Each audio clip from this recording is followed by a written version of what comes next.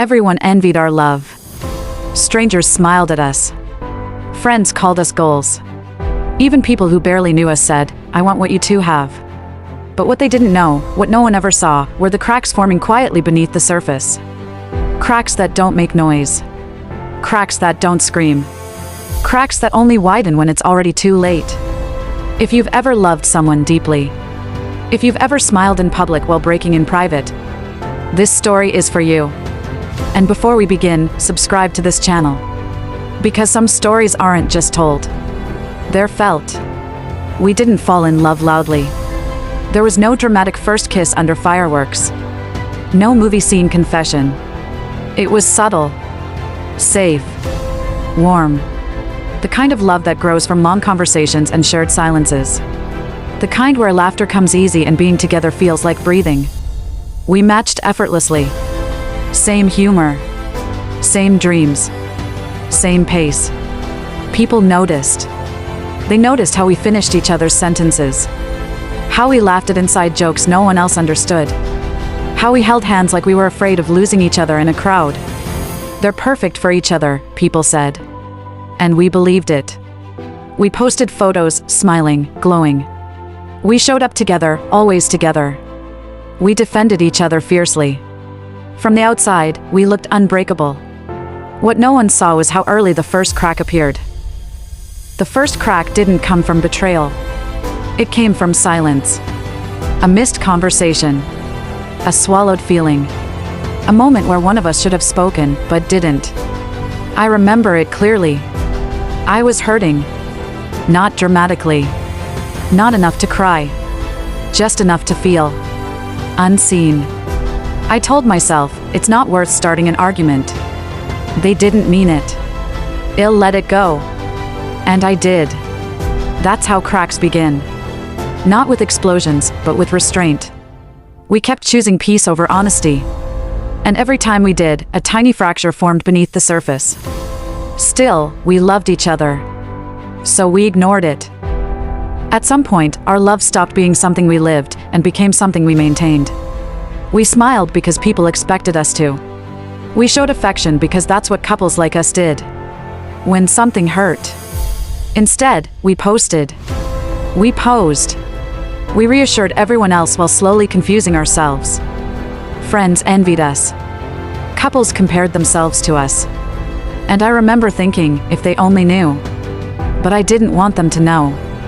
Because admitting the cracks felt like admitting failure. So we doubled down. More affection. More appearances. More pretending. Love shouldn't feel like a performance. But ours slowly did. There's a moment in relationships that changes everything. It's when listening turns into waiting. Waiting to respond. Waiting to defend. Waiting to be right. That's when it started for us. I spoke, but they didn't hear me. They spoke, but I didn't feel them. We were talking, but no longer communicating. Every concern felt like criticism. Every disagreement felt like an attack. So we learned to talk less. To choose our words carefully. To avoid certain topics altogether. The cracks widened. Still invisible. Still quiet. Still ignored. Being alone hurts. But being lonely next to someone you love? That pain cuts deeper. I would sit beside them, feeling like a stranger. Same bed. Same space. Different worlds. I missed them even when they were right there. And I think they missed me too. But neither of us knew how to reach across the distance we created. We were still a couple.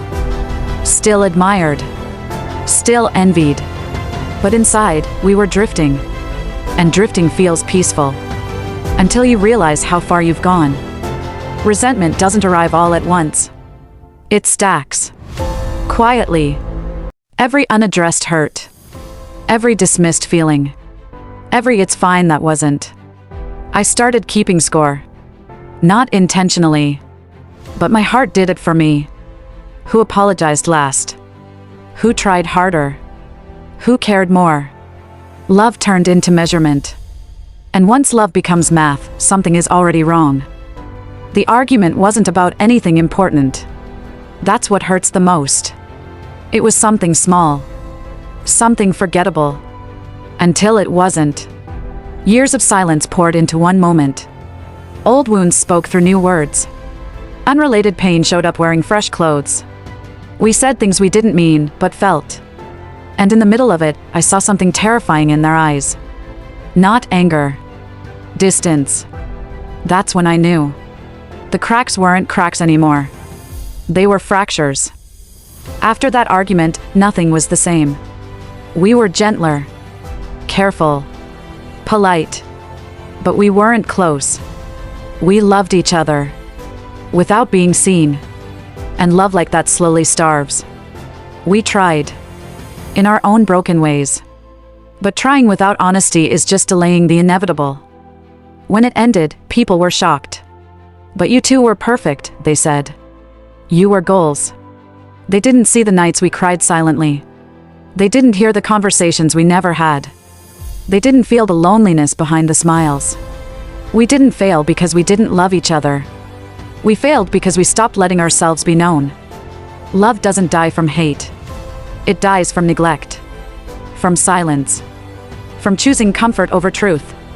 If you love someone, talk to them. Even when it's hard. Especially when it's hard. Don't let people envy a version of your love that no longer exists. If this story touched you, there are more stories like this here, stories about love, loss, and the quiet truths we avoid. Subscribe to the channel. Because sometimes, hearing a story is how we finally understand our own.